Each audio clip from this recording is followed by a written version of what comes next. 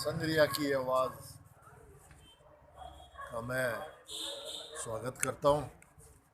और आपने जैसे कहा अकेले की दम पे अकेले अकेले नहीं, मेरे साथ संग्रिया की और पूरे वार्ड वासियों का भरपूर मेरे पास मेरे को साथ है और विश्वास है, और मेरे से आशा करते हैं कि मैं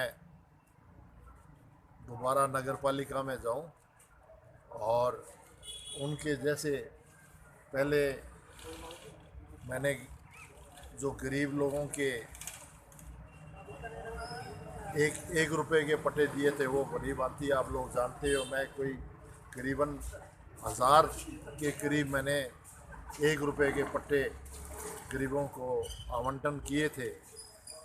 और मेरा अभी भी प्रयास रहेगा आगे कि मैं कोई भी व्यक्ति, कोई भी मेरे शहर का, चाहे वो किसी भी वार्ड का हो, मैं उसकी मदद करने की कोशिश करूँगा। और मैं गरीब और ज़रूरतमंद व्यक्ति को की सहायता को आप एक प्राथमिकता के आधार पे रखेंगे, ये एक देखो, पहल। गरीब दैट मीन्स कि बहुत लोग, मैं अब जब वार्ड में गया, पूरे शहर में फिरा, बहुत लोग असहाय है।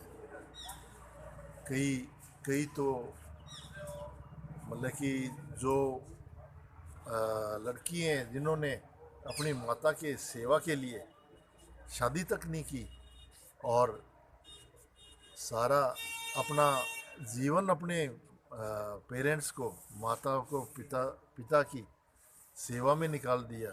और मैं धन्य मानता हूँ उन देवियों की, उन लड़कियों की, उन बच्चियों की, जिन्होंने अपना पूरा जीवन त्याग कर अपने माता पिता की सेवा को सर्वोपरि समझा। तो मेरे को कई बार मैं उनके घर में जाता हूँ, मैं बड़ा, मेरे को मतलब रोना आप उनको रोना देख आता है। के इमोशनल हो जाते हैं उनको आप। रोना आता है कि इनको कैसे मदद की जाए। तो ये रियली मैं अपने दिल से कहता हूँ कि जब तक आप किसी के घर में बिल्कुल अच्छी तरह से आप उनके पास बैठोगे नहीं, आप उनके आधा घंटा उनको समय नहीं देंगे, आपको उनके बारे में पता नहीं लगेगा। बाहर से आदमी बहुत खुश दिल होता है और हमेशा किसी को शो नहीं करता, क्योंकि लोगों की मतलब कि मतलब अपने को मजबूत बनाने की रखते हैं। लेकिन जब आप उनके साथ बात करते हैं, तब वो बताती हैं कि भी भैया या अंकल, मेरे हमारे साथ ये हो रहा है। तो it's more important to take time for them. उनके लिए समय निकालने के लिए लोगों के पास है नहीं। अब किसी भी बहाने समझो, चाहे वोटों के बहाने जरिए या कोई उनके काम के बहाने उनके घर जाते हैं। मेरे मेरे समय में एक समय था कि मैंने सभी को बोला था कि भी कोई आप यहाँ नगर पालिका भी नहीं आ सकते तो मेरे को आप फ़ोन कीजिए, मैं आपके आपके मतलब कि डोर पे आऊँगा, आपके द्वार पे आऊँगा, आपके घर पे आऊँगा, आपकी कुटिया में आऊँगा। जो बेचारी एक एक कमरे में भी गुजर बसर कर रही हैं, उसी में उनका नहाना होता है, उसी में उनका खाना होता है। तो बहुत ही दयनीय स्थिति में बहुत लोग रहते हैं। ये कोरोना वाला ये 1 साल से चल रहा है, उसने तो काफ़ी लोगों को बहुत ही दयनीय स्थिति में ला के दे दिया है। और समय लगेगा कि सभी लोग और प्रयास करेंगे कि भी हर विधवा को, हर कोई असहाय को सरकार से मदद दिलाई जाए। किसी के कोई अधूरे काम हो, पेंशनर है, चाहे कोई चेयरमैन साहब, आप लगातार 2 बार चेयरमैन रहे, आपके फादर साहब चेयरमैन रहे और आपने इतने काम कराए कि शहर में चर्चाएं होती है। क्या आपका अब भी कोई सपना है कि मैं अगली बार जब भी पालिका में आऊँगा तो शहर के लिए कोई सड़क, नाली या कोई विशेष एजेंडा, जो सीवरेज है या कोई अंडरपास है जैसी कोई समस्याएं, उनसे निजात दिलाने की कोशिश करूँगा? ऐसे है विनोद जी, विजय जी, आप संग्रिया की हर समस्या से भली भांति आप परिचित हैं। संगरिया की मेनली 3 समस्याएं हैं। एक है ये मेन की सीवरेज का आउटफ्लो, जो कि यहाँ एक ट्रीटमेंट प्लांट की आवश्यकता है। जी। और रही गुरु नानक नगर की, गुरु नानक नगर में एक अपने को अंडर ब्रिज और फुट ओवर ब्रिज की आवश्यकता है। और वहाँ भी मेन समस्या ये पानी निकासी की मेन समस्या है, जो कि ये मेरी प्राथमिकता रहेगी। बाकी सड़कों की तो हमने चेन लगा दी, हर जगह सड़क सीसी रोड, जो कि किसी भी आप नगर इसमें शहर में जाके देखो, अपना संगरिया सबसे ज़्यादा अच्छा बसा हुआ है। और सड़कों पे मतलब कि ऐसी अच्छी सड़कें बनी हैं, तो आप जहाँ चलते हैं तो कहीं भी आपको दिक्कत नहीं महसूस होगी।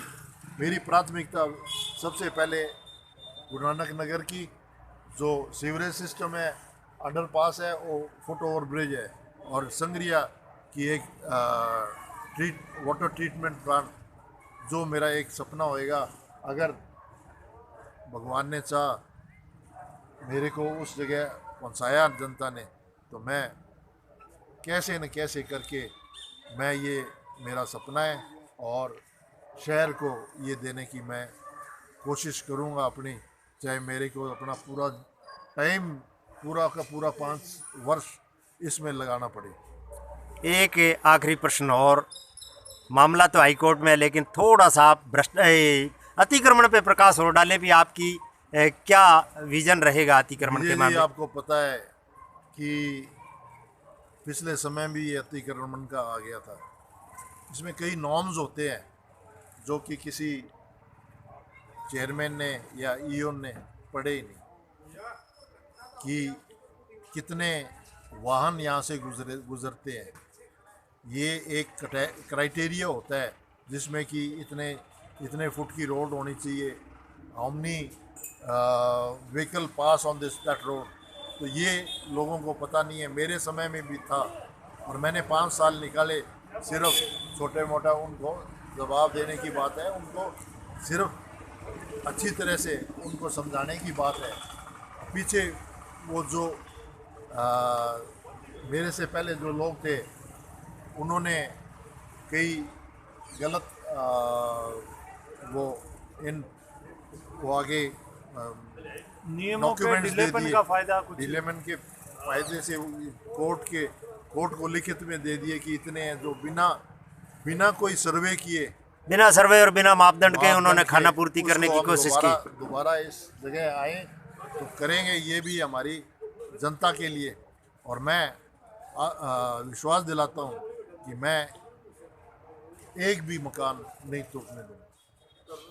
और एक, जैसे आप विभिन्न वार्डों में आपके लोग, आपके समर्थक लोग चुनाव लड़ रहे हैं, एक जनता को किस तरीके से आपके माध्यम से संदेश देना चाहेंगे, क्या अपील करना चाहेंगे, किस तरीके के कैंडिडेट को देखें, किस तरीके से एक विकास के पथ पे शहर आगे बढ़े, उसके लिए कोई संदेश आपका?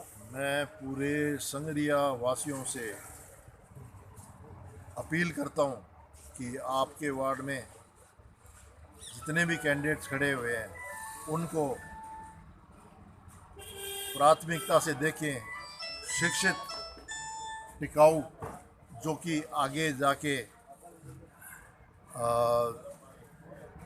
प्रोग्रेस में, संगरिया की प्रोग्रेस में चेयरमैन का हाथ बटाएं, और अपने वार्ड की समस्याओं से भलीभांति वो परिचित हो, उसको आप चुनें, और जो कि टिकाऊ हो और बिकाऊ ना हो। टिकाऊ को एक प्राथमिकता और आम जन से जुड़े हुए लोगों को। ये थे प्रदीप बेनीवाल जी, और इनकी बात